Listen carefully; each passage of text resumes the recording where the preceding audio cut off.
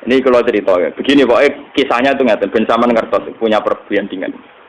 Khatib bin Abi Balta'ah itu tidak orang Quraisy, ya tidak orang nopo Quraisy. Ini rungokno tenan. Ben sampean nak dadi pemimpin Islam cek iku kiai, cek ketua RT, cek ketua keluarga iku roh karepe. Khatib bin Abi Balta'ah itu tidak orang Quraisy.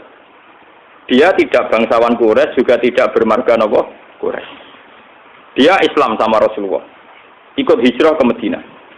Kalau sekarang ikut timah. Yang jelas itu Nabi hijrah itu ketika berlatihan jadi Nabi 13 tahun.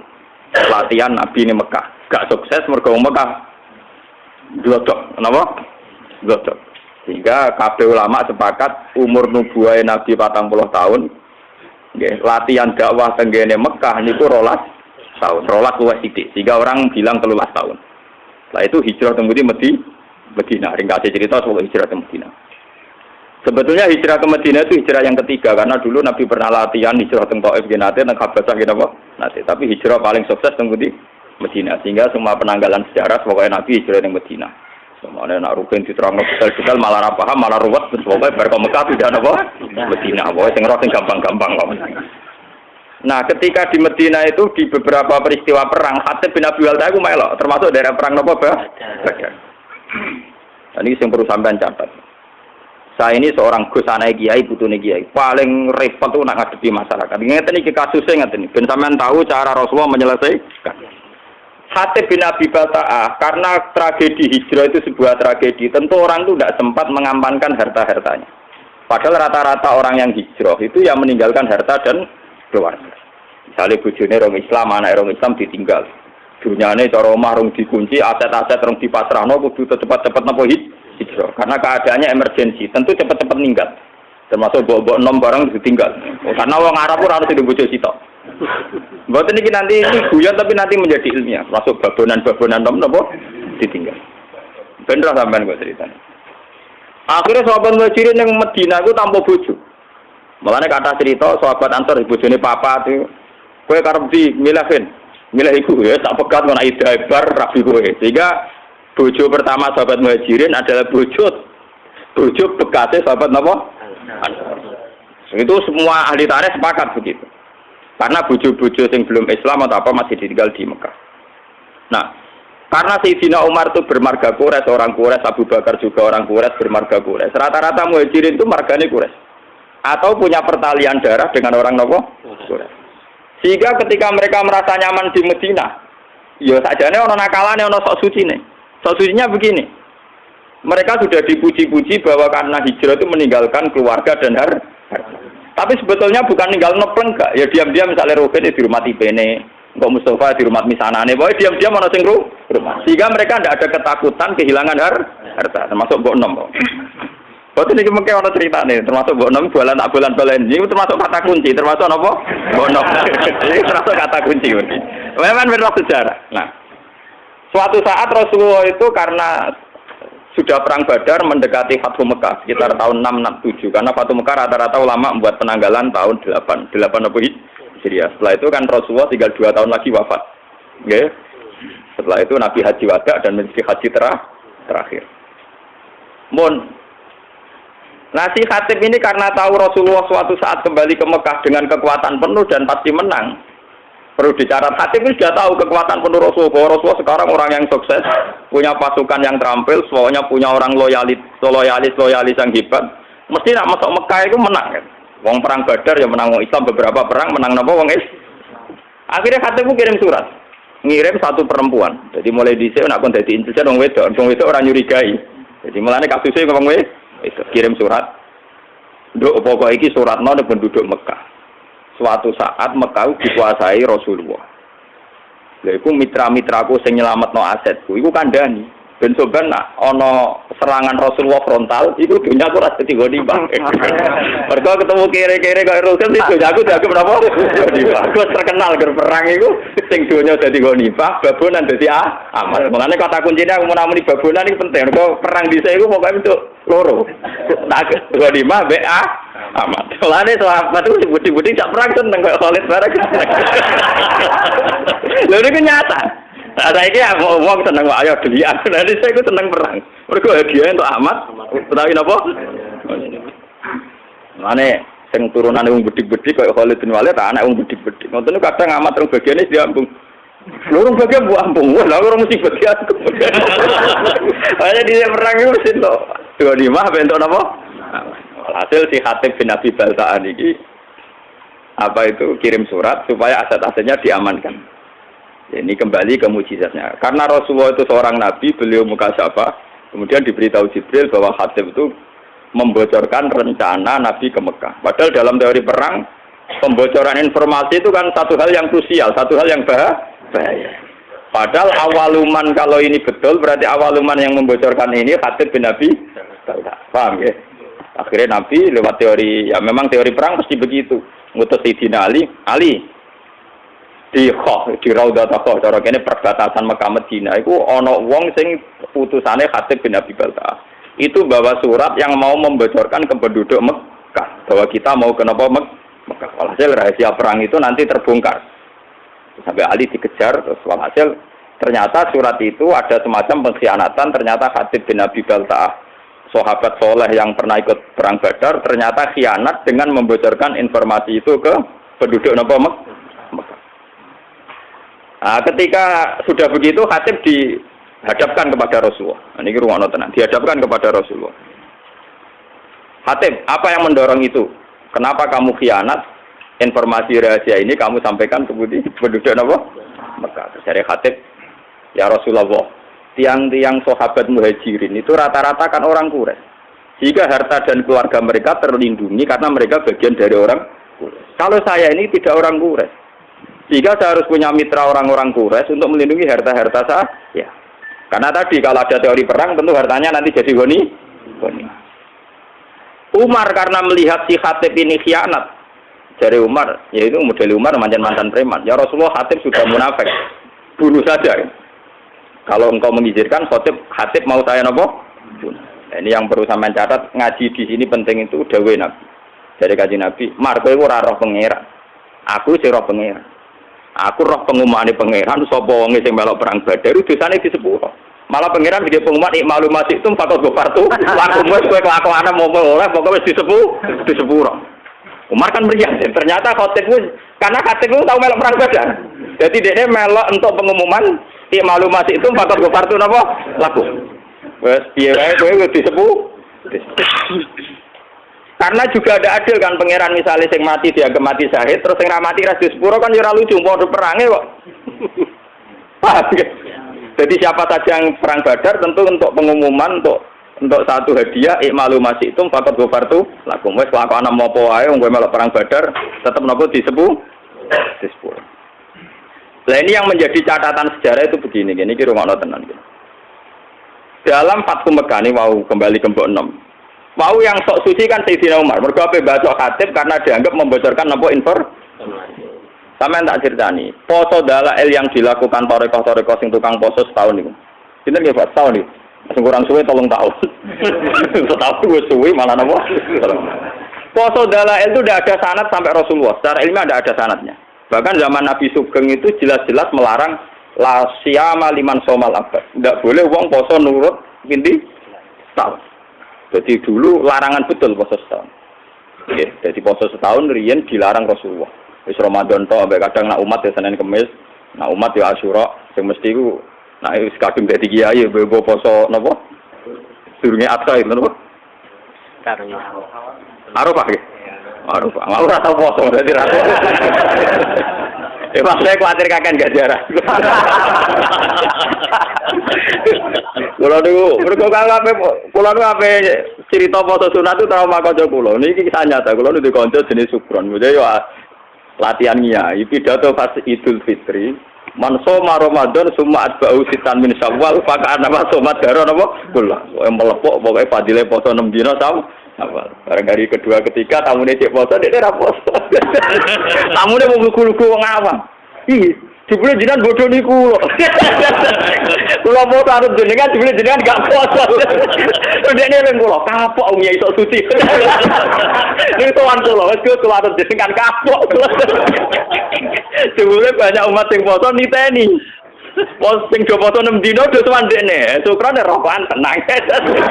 Iki dhewe jenengan bodoh di kulo. Kulo men foto-foto ana jenengan dhewe jenengan gak poso. Kira tuan kulo kuwapok kok Gus. Kulo ngiyi tenanan kuwapok. Akhirnya saiki wis berpidato fadilah mulang ora. Jadi kulo ge ngoten ning dindi ngomong fadilah mulang. Misale kulo wiridan kalah Mbak Mustofa. Nyabari melarat kalah Mbak Ruhin. Misalnya kalau cerita Fadilatus Sobri alal fakri, saya tetap kalah berukan. Wong kalau tidak ada reputasi fakir teman-teman. Ini kisahnya. Ini kurang tenang. Yang perlu dicatat, Umar ini balik tentang foto dalail. Ketika Sulhul Hudaybiyah dan ada masalah besar perjanjian, ini masalah sarang, makanya saya ulang-ulang. Ketika Sulhul Hudaybiyah antara Rasulullah dan kafir Quraisy, itu ada perjanjian-perjanjian yang merugikan umat Islam.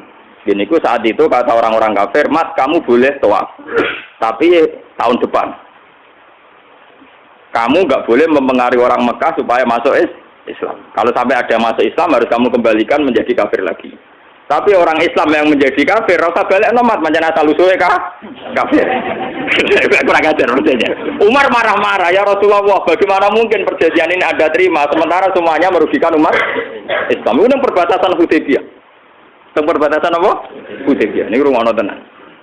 Muatat Umar, ya sok suci muatat. Mumpun Kanjeng Nabi perang mawon timbang timbang napa? Ino. Dari Kanjeng Nabi. Ora marung, aku rene niat umroh, padahal niku Nabi niate napa? Umroh. Aku rene niat umroh ora niat perang. Karo dene ora nggo alat perang, Mas. Lah sing lucu, mereka di Nabi ya tahu disangsikan sampai belum pernah Sayyidina Umar bantah Kanjeng Nabi dan menyangsikan kenabiannya Kanjeng Nabi kecuali dalam peristiwa Hudaybiyah.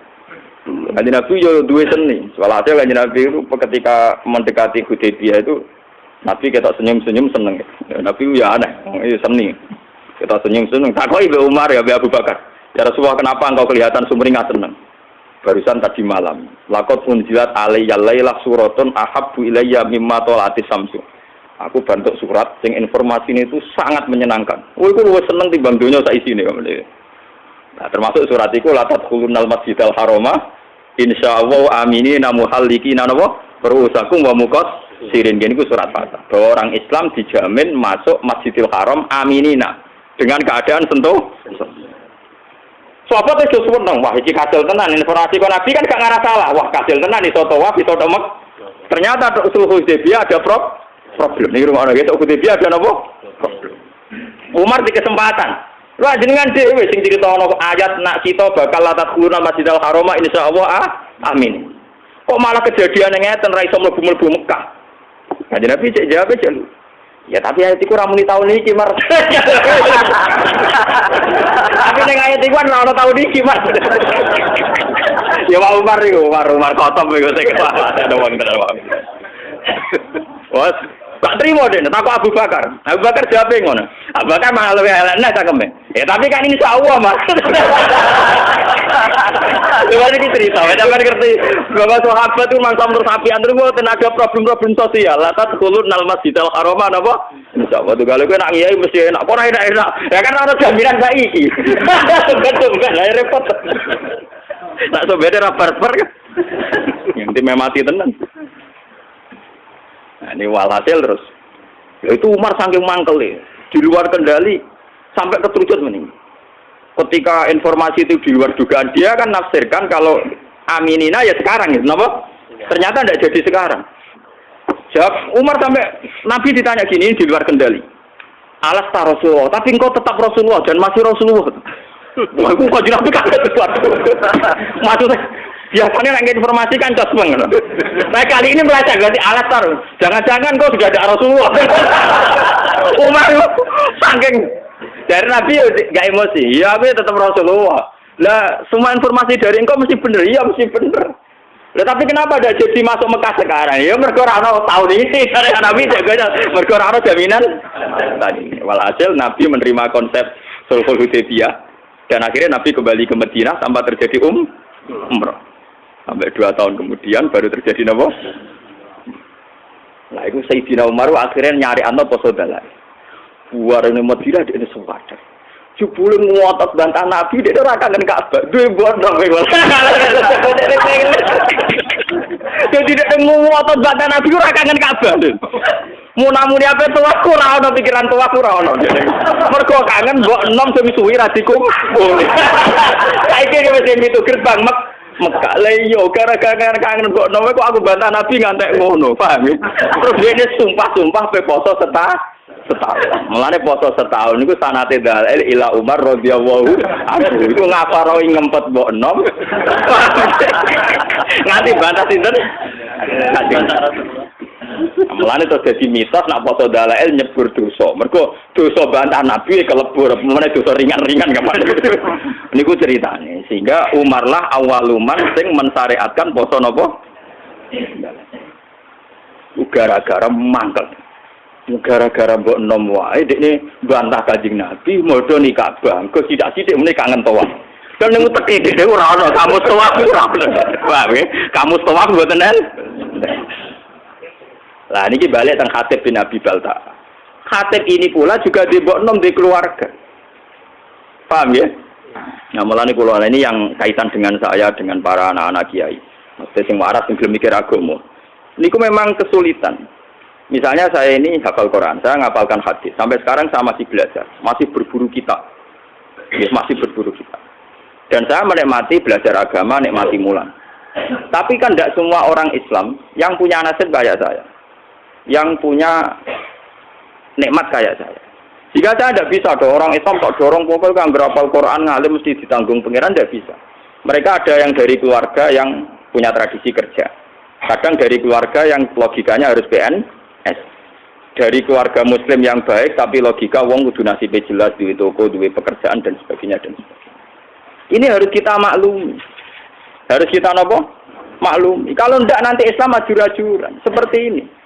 Rasulullah ketika Umar tidak menerima kesalahannya Khatib bin Abi Balta'ah, dia agak munafik. Mereka bocorlah informasi. Tapi ketika Khatib menjelaskan ke Rasulullah, gini ya Rasulullah.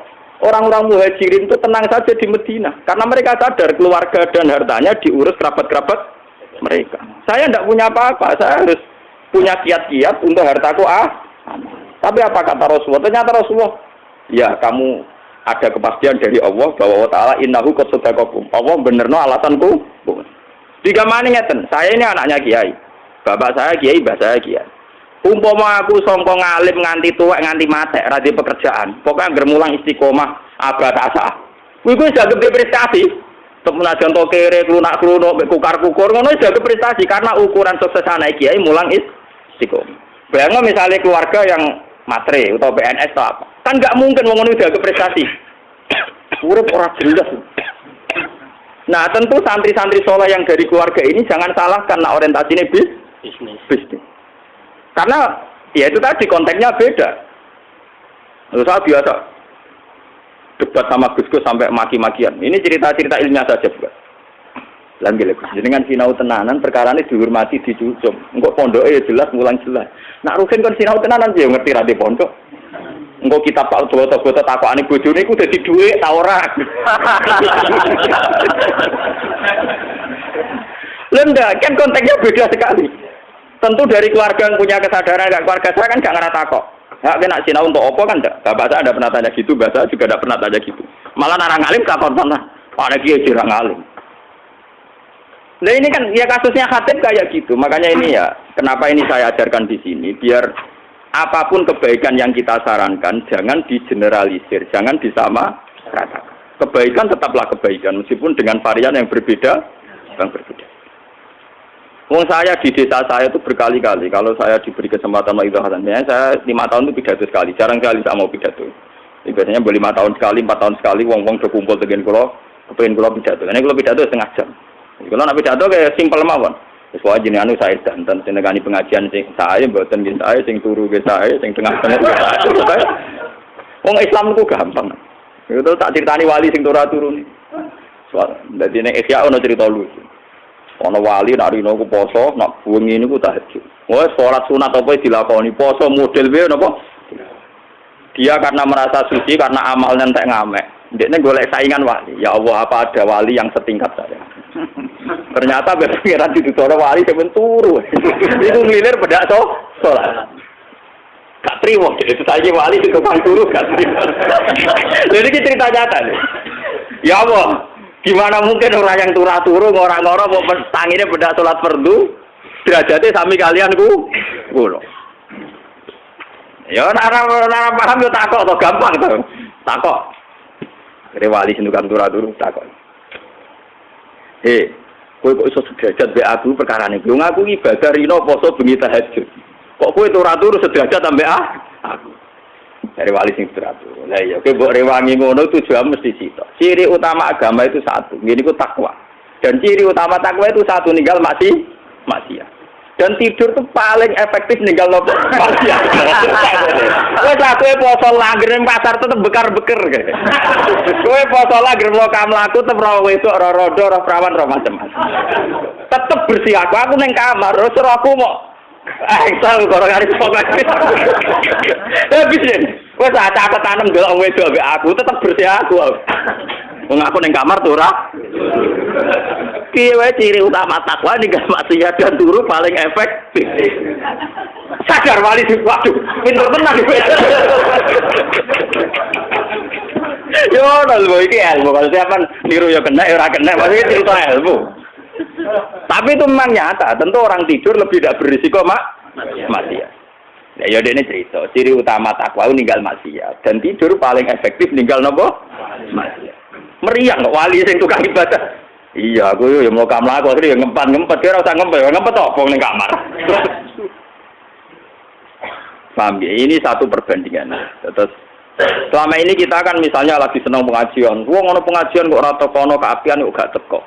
Padahal dalam pengajian itu kita pasti bilang, ngrumat anak itu ibadah, ngrumat ibu itu ibadah. Lah sing anak di pengajian malah wis saiki nglakoni saranem iku ngrumat anake mboke ning omah. Paham? Mulane kiai-kiai sing balik kula kandhani. Kita ini ndak fair. Karena kita senang pengajian, kita jadi mubalik terus bilang ono pengajian barang apik kok ora teko. Padahal dalam pengajian itu kita tetap ngomong ngrumat ibu iku apik, ngrumat anak iku apik. Lah ngomong sing ra teko malah wis nglakoni iku. Mergo saiki ning omah ngrumat anak. Lho ini saya kiai lho, saya ngomong gitu biasa di depan umum. Bagaimana mungkin wong sing wis ngaplikasekno ilmu malah mbok kritik. Paham ya? Mulane kula nak tenaran nggih biasa cerita, sakniki sing teng sawah mboten ngani pengajian kula nggih, saya wong ning sawah golek nafkah. Niku nggih sarane kiai, sarane Islam. Sing sakniki teng omah ngemat anake nggih saya iku sarane kiai, sarane Islam. Mungkin punya resiko secara nafsu yang datang tidak banyak, tapi kita harus gentleman bahwa itu ya kebaikan. Memang butuh kiai nekat kayak saya, yang nggak butuh populer. Tapi harus ada ulama yang nekat kayak saya supaya kebenaran itu terjaga. Makanya di Ihya itu ada kitab Fadilatul Kasbi, ada bab Fadilatul Kasbi. Itu dan saya berani ngomong gini di desa saya pun saya berani. Suatu saat Rasulullah itu ngaji dengan para sahabat. Itu Rasulullah, bukan terima kiai, bukan terima balik. Rasulullah, sing duwe Islam. Jadi orang terima balik, orang terima kiai. Ya, nabi ngaji. Nah, mesti yang kiai ada santri sing kota-kota, Mustafa. Wah, santri sing kota-kota ini kan mesti ekstrim. Ono canom, awake kekar, gua pacul, tenang ya. Rasulullah ngaji diliwati ya, tenang ya. Apa ini kebun kurma? Tenang. Ya liwat ngarepe Rasulullah tenang. Lah si pemuda-pemuda tadi sing melok ngaji kan. Ya Rasulullah, canommu cek kurang ajar. Wis enom kuat awake cek gak gelem ngaji. Cek rugine wong iku ana Rasulullah ngaji kok gak melok. Jadi apa jawaban Nabi? Kamu jangan bilang demikian. Dia itu kerja untuk nafkahi anak istrinya. Dan itu ya ajaran saya. Malah dia itu nggak tahu ajaran. Itu nabi, malah saya tak yakin. Jadi Muhammad nabi tenan. Enggak mubalek. Hebat. Jadi dia tidak mubalek, enggak kiai, enggak ada nafsunya sama sekali. Paham ya? Memang butuh hati gede loh, ngomong ngeten butuh hati gede.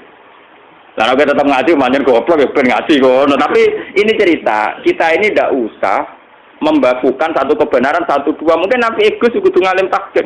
Apa sing rapati Gus, rapati ngalim, tapi amen pidato sing maslahat gawe masjid, urusan bangunan. Lan aku yo coba melok-melok, malah ora aku malah repot. Lah padha sing Gus ngaji malah melingkar kabeh maknane malah. Ini kan urusan pembagian apa tuh? Tugas. Makanya Sayyidina Umar disalahkan oleh Rasulullah. Kamu jangan begitu. Ternyata Khatib bin Abi Balta'ah punya pertimbangan tertentu. Umar sing sok suci tadi ternyata pertimbangannya bono.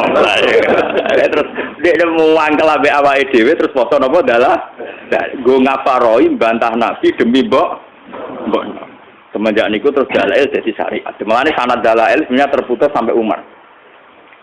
Jadi yang persisnya dalail poso setahun terputus sampai sinten? Sidina Umar. Bahwa kemudian ada hadis umum tentang Umar. Ini ku alaikum bisunnati wa sunnatil khulafair rasyidin al-mahdiyyin. Abdu alaiha bin nawajid. Jadi sebenarnya kalau persisnya poso setahun itu hanya sampai Umar, paham ya? Karena Rasulullah melarang poso nopo setahun. Tapi karena Umar punya pikiran tertentu untuk mengkafaroi dosanya, itu sah adanya. Ya tentu menghindari yang haram-haram kayak ayam mutasyrik terus. Napa? Idul Fitri tanggal 1, ya itu kan itu pakem ya kayak gitu-gitu terus. Sebagian ulama nambahi ayam musyak kayak tanggal pinten antara 30 dan apa? Tapi itu sebagian ulama. Sebagian liyane tenang mawon. Mergo wis kaduk. Jadi orang ulama yang mengharamkan puasa yaum musyak berarti tanggal pinten 30 atau 29. Sebenarnya yang potensi jadi tanggal 1 Ramadan. Lah ulama sing mengharamno aku setuju. Setuju kula iku ben malaikat iku jelas. Saake malaikat menyang nek diharamno. Saake malaikat begini, kita ini kan misalnya tahu palak ya. Sekali 1 Ramadan itu kan harus puasa atas nama Ramadan. Kalau orang yang biasa dalail tidak pernah jeda, dan itu terjadi sak, misalnya orang khilaf Ramadan itu apa Senin apa Ahad, orang masih nopo khilaf. Tentu aturan fikih kan itmam. Itmam misalnya nunggu selesainya 30 Sya'ban. Ya 30 hari ya, minggu dia mau 30 hari. Ketika itmam selesai kan dia mau tidak mau harus bagian dari Ramadan. Tapi itmam kan juga ada masalah. Sekarang fikih-fikih modern itmam itu ada masalah. Masalahnya gini Pak. Misalnya saya meyakini Sya'ban itu sudah itmam 30 hari. Itu masalahnya kan penanggalan 1 Sya'bannya saya misalnya Ahad. Coba bagi orang yang awal nanggali Sya'ban itu Senin. Itmamnya kan yang mundur gitu. Paham ya? Makanya di fikih-fikih modern sekarang istilah Ramadan ditoleransi sampai 4. Itmam itu tidak menyelesaikan masalah karena kalau ngitungnya dari Sya'ban sudah beda. Paham ya? Selama ini kalau kiai-kiai pidato kan hanya cerita, lo nak bingung yo gampang, pokoknya Pak Milu data Sya'ban salah sina yoman. Loh tapi salah sina yoman yang awal Sya'ban itu besok. Paham ya? Loh enggak loh. Paham Mas Abu ya?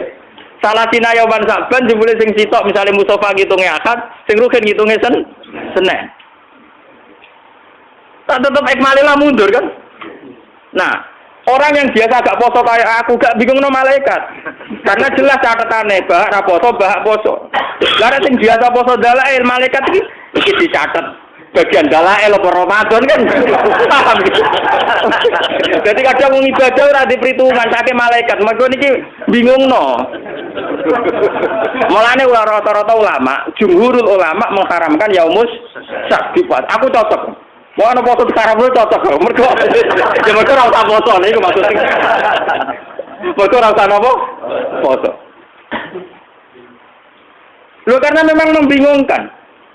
Nah, sebagian ulama mengatakan ini cerita ilmiah ini masih cerita sahabat. Termasuk zaman sahabat kados Ibnu Abbas, kados sahabat-sahabat sing hati-hati. Ya sahabat riyen wonten sing alim bedhik, kados kula niki kathah. Alim tapi di perhitungan pokoke seneng sing haram-haram poso seneng.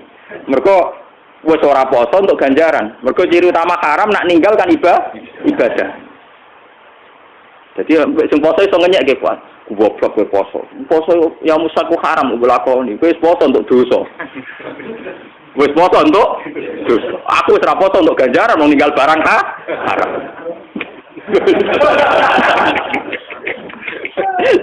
Menangan tenan kula seneng. Ana ulama darani ya musaki poso haram. Jadi sing nglakoni poso dosa napa ibadah? Dosa. Sing ninggal ganjaran napa? Ana aku seneng mbek ulama sing darani haram. Nah, terus ulama-ulama sahabat sing soleh-soleh kata Ibnu Abbas, Ibnu Umar debat. Sebagian sahabat darani, yaum musyak tetep pasani wae. Piye wae yaum musyak itu potensi bagian dari Ramadan. Sebagian sahabat cara berpikir lebih baik saya puasa tidak bagian Ramadan saya berikan ke Ramadan daripada faktanya yaum musyak sebetulnya telah Ramadan dan saya tidak puasa. Paham ya? Bolak-balik sing dalail keliru meneh. Kenapa yang keliru meneh? Kalau yang biasa gak puasa kaya aku terus puasa pangeran pirsa. Gak mesti wedi ra nglakoni Roma. Tapi nek sing biasa dalail, rutinitas apa ora? Kan mergo mlebu ning rutinitas. Potensinya salah lagi. Mulane ana ulama sing nyiasati dalailu kon nilangno, kon ninggalno sedurunge rong dina ya mus. Mergo yang ngoten niku resiko napa? Resiko antara rutinitas dengan meyakini bagian dari napa? Nah, bolak-balik dua pendapat ekstrim di fikih biasanya sing ketiga terus nakalan. Sok bisa tapi asline nakalan, mergo untuk pendapat loro. Paham ya, agak tunggal tengah-tengah mergo ora melok debat. Nah, terus ana ulama sing ketiga cerita khusus bagi mereka sing duwe adat poso. Cek dalail, cek Senin Kemis, ketika hari rutinnya puasa jatuh pas barengan Yaumus Syak, maka tidak jadi haram. Tapi sebenarnya masalah itu tidak selesai. Kalau tidak jadi haram itu mewakili Ramadan, itu mewakili dalail. Tetap nggak ada malaikat PR, tetap nggak ada malaikat apa? PR. Paham ya? Dan itu dulu zaman sahabat itu sudah diperdebat. Mohon globalin malik tentang cerita kitab. Jadi Khatib bin Abi Balta'ah itu punya masalah sosial yang beda dengan para kebanyakan sahabat. Jika harus dimaklumi. Sama seperti saya sekarang roh rasane jadi kiai itu ngoten. Kalau kita tidak punya pondok salaf sing spesialis ngalimno wong tahqiq, ya ora ana wong alim tahqiq. Soale pondok nak kurikulum, golek wong alim tahqiq kange. Tapi ketika kowe anti ijazah, yo repot. Tidak semua santri kepen ngalim tahqiq karena dari keluarga yang tanya ijazah. Dan sebagian santri yo ora kepen ngalim tahqiq. Wong entuk ijazah, wong umpama mondok salaf lah tetep ora alim tahqiq. Lah jenis ngene ra angel rumah tangga. Misalnya kalau rugen yo ora alim tahqiq yo ora ijazah. Mungkin kok Banyuwangi terus go bojo ya. Yang ora reputasinya sudah gitu. Dan itu wis dilemong tuane kira-kira enggak golekno ya sudah. Ya sudah kebaikannya dia, suksesnya dia ukurannya bermodok untuk bojo. Ya sudah gitu. Kita tidak bisa maksa orang kebanyakan. Kok pondok ikut iso maca Bukhari, Muslim. Ya kadang kita hanya misalkan bahwa sholatnya madem ngulon, kita nak salam yang ngalor sih ya sudah. Terus pakai ukuran-ukuran gitu. Paham ini penting kalau aturakan. Ternyata Rasulullah piyambak cara pandang begitu. Khatib bin Abi Balta'ah dimaklumi karena setiap orang pasti punya kodrat, punya insting, punya fitrah untuk melindungi harta dan keluarga. Paham ya? Sehingga ketika Khatib bin Abi Balta'ah bahkan dianggap mengkhianati Rasulullah, dimaklumi oleh sinten Rasul. Umar yang sok suci begitu dalam konteks Khatib, ternyata beliau juga punya kesalahan dalam sulhul Hudaybiyah. Ternyata di neraka akan Ka'bah kangen mbok. Wan yo repot. Mas kalau kowe dolan ning kanca, pengiran yo pirsa dolan ning kanca silaturahim. Sebagian yo ngindari wong judes ning omah iki. Iku rahasia umum pengiran pirsa. Niat silaturahim mbok kadare piro. Tapi nak ngindari jatah blojo karuan. Timbang esuk mari tukaran bebas silatur. Mau nak bojo sore kan benes baratus setane ilang mulai. Mulai bojo wis sadar. Kok itu Pak kok gak ketok-ketok ngaku. Jajan munculnya setengah itu esuk keranyam. Banyak kebaikan sing subhat ini pirang-pirang. Kebaikan sing napa? Subhat. Sawangane kangen Ka'bah. Jebule plesir ngono wae. Jadi ini terbelit masalah korupsi. Kurung-kurung nak nimul tajam donga mustajab. Nak menawa bebas kok korupsi moro Ka'bah. Jadi Ka'bah delok-elok. Nak menawa iso nyapaati terus bebas engko napa? Terjerat napa? Ini Ka'bah kayak kuwatir ngadepi wong ngono. Ya itu kan sudah gitu itu ya kayak kasus Sayyidina Umar kok tadi. Umar wong soleh tenan dikafari poso setahun apa ngomong gelem. Paham ya dadi niki ben sampean ngertos. Kenapa saya milih kitab Hayatus Sahabah ya? Kalau kitab-kitab tasawuf kayak Hikam, kayak Ihya itu dikarang orang-orang yang sudah dekat Allah tapi tidak mengalami kasus sosial yang nyata. Beda dengan Rasulullah, beliau seorang sufi, seorang ahli ilmu hakikat, tapi ngadepi konteks sosial yang beda-beda. Dan beliau harus dihadapi. Itu kan ngeri betul. Beliau atas nama pemimpin besar dan atas nama profesional urusan militer, informasi memang nggak boleh bocor. Sehingga beliau serius sekali ngutus sahabat untuk menangkap utusannya Khatib bin Abi Balta'ah. Dan itu kalau dalam teori militer bisa dibunuh khatib itu. Karena membocorkan informasi. Itu secara teori militer. Tapi Rasulullah kan tidak hanya militer, tahu teori militer. Beliau juga seorang nabi yang pemaaf. Jika atas nama nabinya beliau harus memaafkan. Berarti beliau sudah melakukan dua hal. Atas nama teori militer harus mengamankan informasi, tidak boleh bocor. Sehingga Rasulullah ngutus sinten Ali untuk mengamankan surat yang rahasia. Tapi atas nama nabi beliau harus memaafkan. Bagaimanapun kesalahan itu tidak kesalahan fatal. Itu kan tidak gampang. Itu kali sama jadi kiai. Di satu sisi pelaturan pondok harus ditegakkan. Bocah nyolong kudu diboyong misalnya. Bocah pacaran, sing nemen kudu diboyong.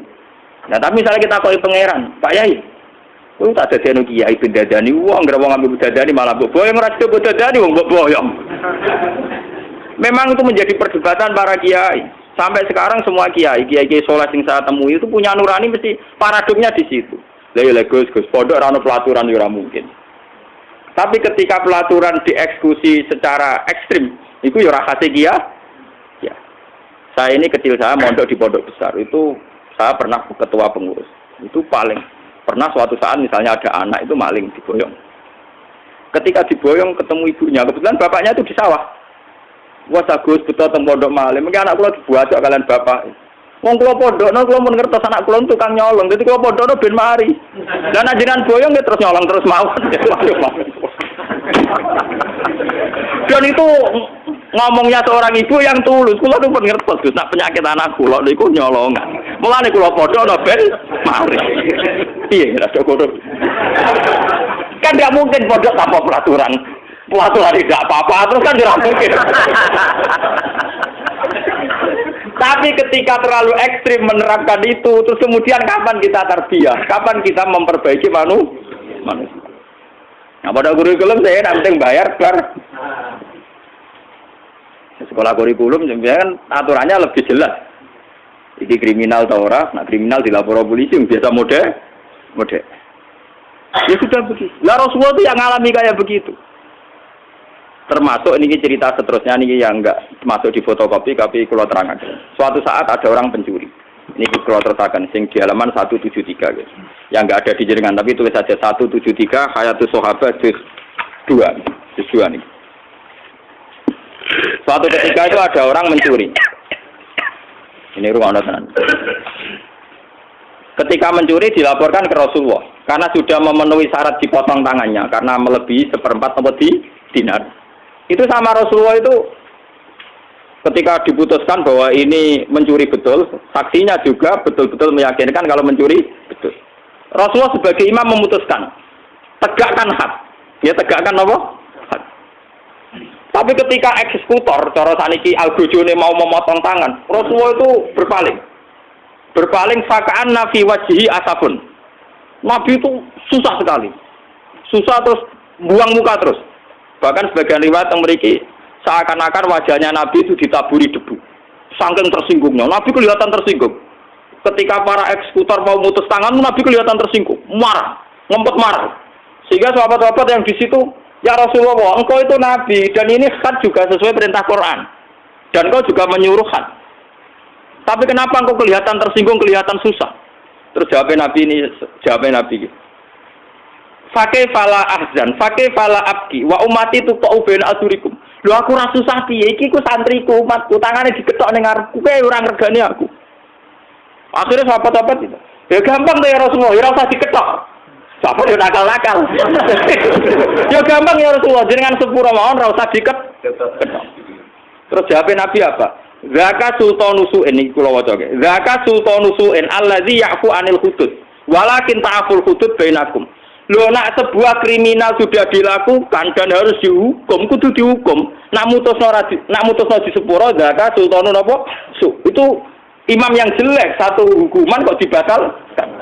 Tapi apa kerusan Rasul? Gak, aku sebagai imam tetap diketok. Walakin ta'afu bainakum. Iso ora diketok, tapi hukum dasar ketok kudu diilangi sih. Akhirnya wong sing rumangsa dicolong, ya sudah ya Rasulullah, sing kemalingan kan kula. Sudah Rasulullah saya maafkan. Lah ngono jan aku. itu hebat. Lho coba. Kiai saiki kok dadi nabi meriang tenan. Lah paling enggak kalau kayak saya kan tetap roh kabeh. Maksudnya tak ceritani, dadi nabi ku berat tenan. Jadi Nabi memutuskan kon ngetok, tapi ketika ikut orang ngetok Nabi kelihatan tersinggung, semua susah kan. Itu apa sing nakalkan? Gampang tuh ya Rasulullah. Kan jenengan ngoten rasa mawon rasa ketok. Nabi itu sultan usuk. Itu imam yang buruk sekali karena ada hal yang terbukti salah ora ana hukum. Tapi hukuman itu iso mbok batalno. Walakin ta'afu bainakum. Ya asal sing duwe hak nyepu. Sehingga teori hadis ini pula yang mengilhami hukum-hukum fikih seluruh dunia. Kisos wong mateni rugen, misalnya kudu dipateni. Tapi nak keluargane rugen nyepuro hukum kisos ndak jadi. Masalah maling ya gitu, kisos juga begitu. Kecuali zina, kowe nyelingkuhi bojone wong. Terus sing lanang rido wong edian. Jadi ora ana hukume edian ora. Nanti aku perkara. Iku serana contone. Kecuali cerita-cerita ning kota-kota gede sing edan-edan niku. Wah, lha iku ora ana pembarane mulane kula niku wis ngalim ngene cek kalah mbek kanca kula. Gus kula nak ngalim kalah mbek jenengan, Gus, tapi nak guyonan hukum tetep pinter kula. Dene sak urip-uripe ngaji mbek kula, tapi nak urusan guyonan hukum menang dekne. Pancen ra ngalim anu teke akeh. Dene nate tangkel kula. Gus, jenengan tak bedheki, nak iso lho Gus. Kaya nak ngalim kula ngakoni kalah, saya nek iso jawab niki bet. Dosa napa sing Allah ya ora seneng, setan ya ora seneng. Umume dosa kan setan seneng kok. Iku setan ora seneng. Apa jare nyelingkuhi bojone setan. Iku Allah ya ora seneng, setan ya ora apa. Kok ora aja. Jadi dia nang contoh dosa sing apa ya ora seneng setan. Wah aneh ta kon iki. Oh, dosa. Iku nyelingkuhi. Iku apa ya ora seneng piye wis zina. Setan ora seneng ya bojone. Allah karib. Mulane saiki terus mulane minuman keras nak diombe wonge mati ditetet setan. Wong minuman setan diombe. Setane gak terima. Allah yo ora seneng perkara minuman setan. Setane yo ora seneng. Ngombene dipek. Mulane hukumane berat biasane mati ya. Kok Allah yo ora seneng. Kok nak maksiat setan seneng biasane setan nulung. Iki lah yo ora nulung mergo mangkel minumane dientek.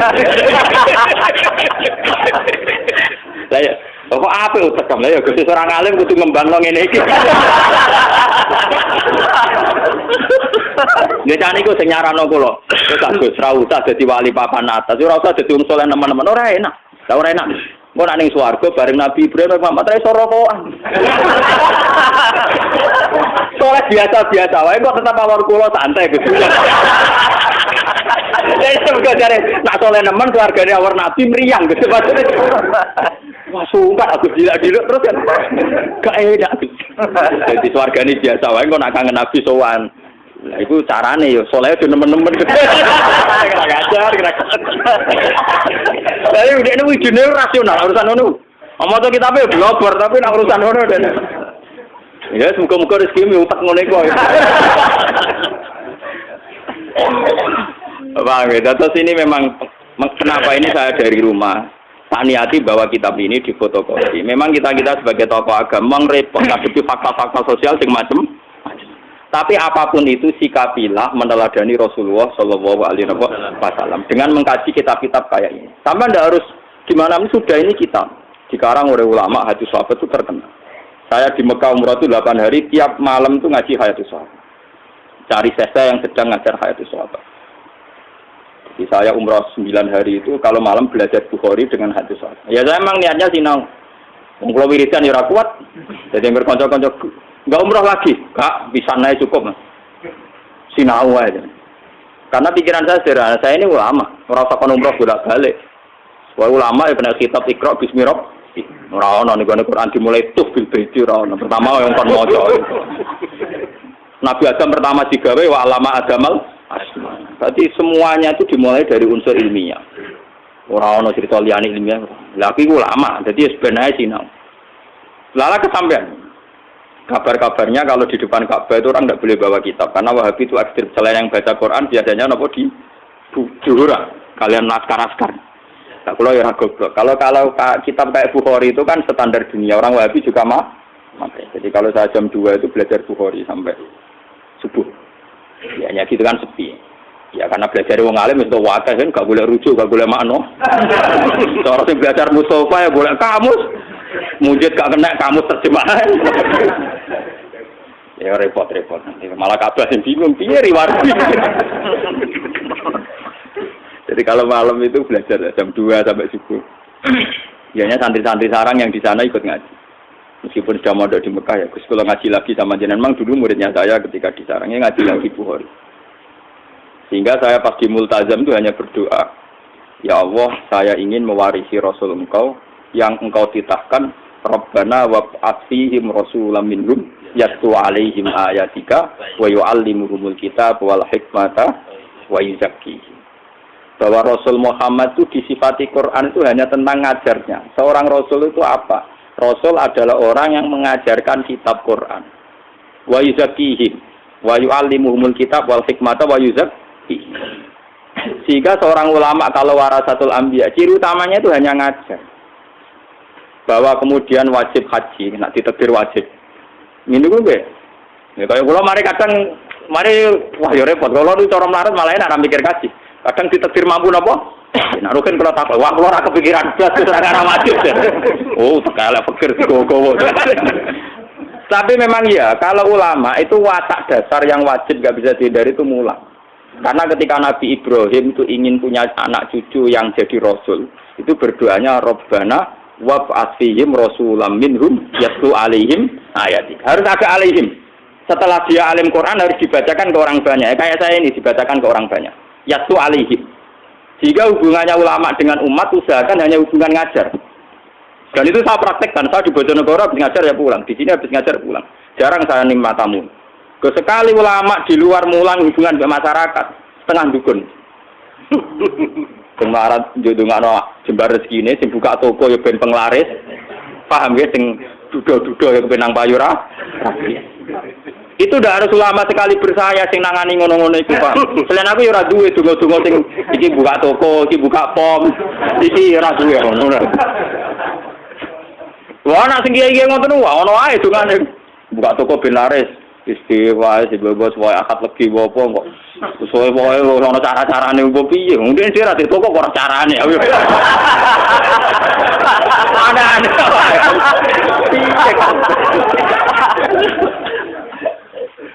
mulane kula nyuwun tenan kula bolak-balik wae jenengane hubungan mbek kula namung ngaji mawon ora sasowan-sowan kudu kula iki bukan metu suwani mudine tok nganti tani wae recep mulai nyoro tenan kula ini kula cerita kalian dari Lukman.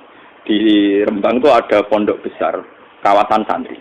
Ini teng kawasan Sedan. Ini keputusan niku haflah akhir sana ini ngundang kula. Ngundang kula kan pidato mau itu hasanah itu. Kalian seorang kiai. Yang jelas kula calon mubalek lah mau itu hasanah. Panitiane sowan kula. Niku Gus, wae jenengan kiai-kiai pun pirsa nek jenengan ra gelem pidato. Tapi ini kedapurun, karena ini sudah keputusan para kiai. Aku kiai kok kon duduk keputusan kiai malah lucu to kira. Aku kiai, jadi ra wajib duduk keputusan apa? Apa iki panitia waduh iya selalu. Itu lagi tenang aja beguyan. Aku itu kiai, coba intimidasi keputusane napa? Kiai. Jika ndak ana ning para kiai sing mutusno, jare Gus Pak sendiri juga napa? Akhirnya kapan-kapan ketemu mbek ketua iki. Wah, aja teh cangkem. Wah, aku ngundang kowe ra mergo saking takzimku ben ya ben ngomong kene untuk barokah ngalimmu ngene-ngene. Aku tuh ra bakat. Nah sebetulnya itu ya baik teman-teman nak sing pun bakat pidato nggih monggo nak rezekine kok menapa. Tapi nak sing kados kula nu ampun diundang. Di bang-bang kecewa. Ngono pula balik. Wingi entuk tamu ke situ foto. Gus niki kudu jenengan pidato nang situ foto. Kula pun ado-ado sowan mriki mosok boten jenengan turuti. Jaman kuwi enak. Padha aku nuruti kowe ora ngono madoh to. Kowe aneh-aneh. Adom kon ngregani aku dari situ bodo Rembang wae. Lah aku nuruti kowe ya adom ora ning gono. Lah nek mentolo ngel-ngelo kiai imam. Mboten Gus mboten. Nyuwun barokah mawon. Oke, nggih kula kapan-kapan kalian pengurus pondok mriki mon sowan ngaji. Ha ngono apik, waras ya. Dari memang saya itu bukan bapak, ya. Artinya ya Kalau yang bakat pidato nggih monggo, sing bakat mubalagh nggih napa monggo. Tapi sing bakat ngalim yang statistik yang terdokumen kayak saya sudah begini saja. Biar ada tradisi setiap ilmu itu ada marojek. Saya itu kalau ngaji saya tahu wong kok Rukin ngomong apa percaya umpamane ra paham. Tapi tetap tak dudono kitabe. Meskipun aku ya ora yakin orang sing takok Rukin Gus Bak mulang kitab apa ya ora takok. Tapi secara akademik, standar akademik sebuah ilmiah harus ada rujuk. Dan rujukan harus diketahui kitabnya apa, halamannya berapa. Jadi sama enaknya. Paham ya? Makanya yang bakat kayak saya sudah begini terus. Mungkin sampai mati. Tapi nak mati ini rasuwe-suwe kan ya rasuwe-suwe itu kes. Sampai umur suwe-suwe lorong. Lalu aku mau umur tua gara-gara trauma. Jadi Nabi Ibrahim itu suatu saat donga. Dia ya tahu, keliru donga ya tahu. Kayak Nabi Ibrahim lah. Ya Allah, kalau kepengen umur panjang. Mbak pengiran lah dijawab. Betul apa? Nabi Ibrahim umur panjang, Mbak pengiran lah dijawab. Suatu saat dia ditamu wong tua. Untune wis ra ono tuwek nuno. Disuguhi kurma ben apa? Anggur sungus wabang sing mateng. Tiap dipangan meler-meler sebelum meneh. Nabi Ibrahim itu sampun Gusti waktu buka mboten situ. Dene kuwatir meler-meler. Jadi pengenan ora dijawab. Ono satu wong tua. Ora ono untune mangan apa? Anggur ono aire to. Ono kan. Lha ku ngerti pangan meler meneh ceblok meneh meler meneh. Waduh ya Allah situ. Terus akhirnya alami mawon Gusti. Lah kowe kepen tuwa barang kok lha opo? Santri ra duwe putu bosen ngrumat, bojo judes. Anak bosen ngru. Salami ya ora usah ndonga panjang umur. Wis wae ndonga ya. Gusti kalau sebaiknya hidup ya hidup. Kalau sebaiknya mati ya mati. Gitu aja kok Re. Memang ajarannya Nabi Muhammad kan gitu. Ini makanatil hayat khairan li. Wa ta'afani makanatil wafat khairan li. Dari Nabi kan ndonga, ya Allah hidupkan kami kalau hidup itu lebih baik. Matikan kami kalau mati itu lebih baik. Gampang bahasa ini urusan pengiran itu gampang. Malah ngajari pangeran, kepengen umur napa? Wow, kepengen nak mangan meler.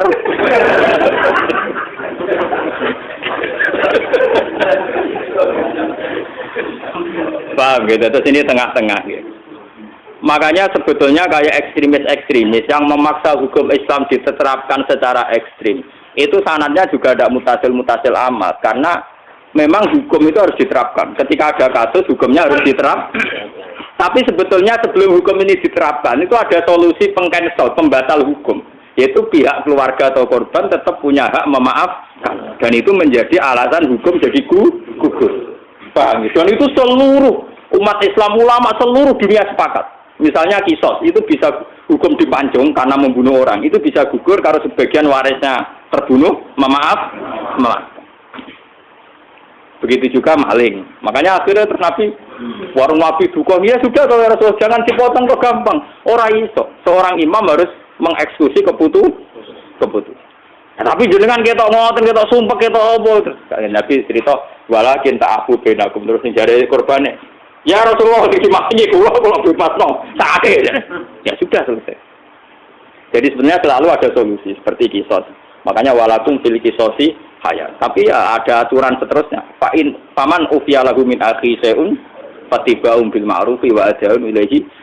Terusannya ayat kan indah sekali. Dzalika takhfifum mir rabbikum. Aturan ini menjadi ringan karena menjadi fleksibel. Menjadi apa? Fleksibel. Aturan tegas pembunuh harus dibunuh diharapkan meminimalkan orang-orang supaya tidak mudah membunuh. Karena kalau membunuh pasti secara hukum dibunuh. Tapi meskipun secara hukum orang membunuh harus dibunuh, ada satu pengecualian, kecuali pihak waris maktul, waris yang terbunuh memaaf.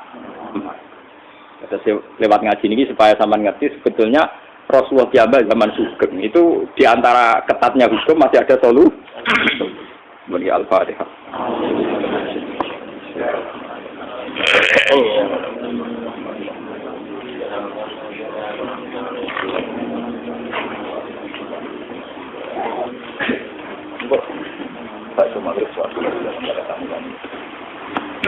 Maghrib awal berkuat tak orang datang semuanya. Bismillahirrahmanirrahim. Nas'aluka bi anna lakal hamda la ilaha illa anta al-hannan al-mannan. Ya badi as-samawati wal ardi ya hayyu ya qayyum ya dzal jalal. Anna risana wa zurriyatuna man ahabbana rasulaka Muhammadan sallallahu alaihi wa ayatika wa allimhumul kitaba wal hikmata wa yuzakkihim wa Allahumma lakal hamdu idza radita wa lakal hamdu ba'da ridha wa lakal hamdu hatta tarda. Lakal hamdu mil'us samawati wa mil'ul ardi wa mil'u ma syi'ta min syai'in ba'du. Allahumma shalli ala syafi'i faltika wa habibika Mustafa Muhammad kama shallaita ala khalilika Ibrahim wa nabiyyika Musa sofika isa manasatu firatan fitatina nuh wa shalli alaihi wa alal anbiya wa syuhada wa sholihin wa hasuna ulaika rafiqa. Allahumma fir lana liman taqala baiti mu'mina wa lil mu'minina Rabbi firli wa liwalidayya wa liman dakhala baiti mu'mina wa lil mu'minina wal mu'minat. Rabbana atina fid dunya hasanah wa fil akhirati hasanah wa qina adzabannar. Sallallahu alaihi wa alihi wa sallam. Subhana rabbika rabbil izzati amma yasifun. Alhamdulillahi rabbil alamin. Al-Fatihah.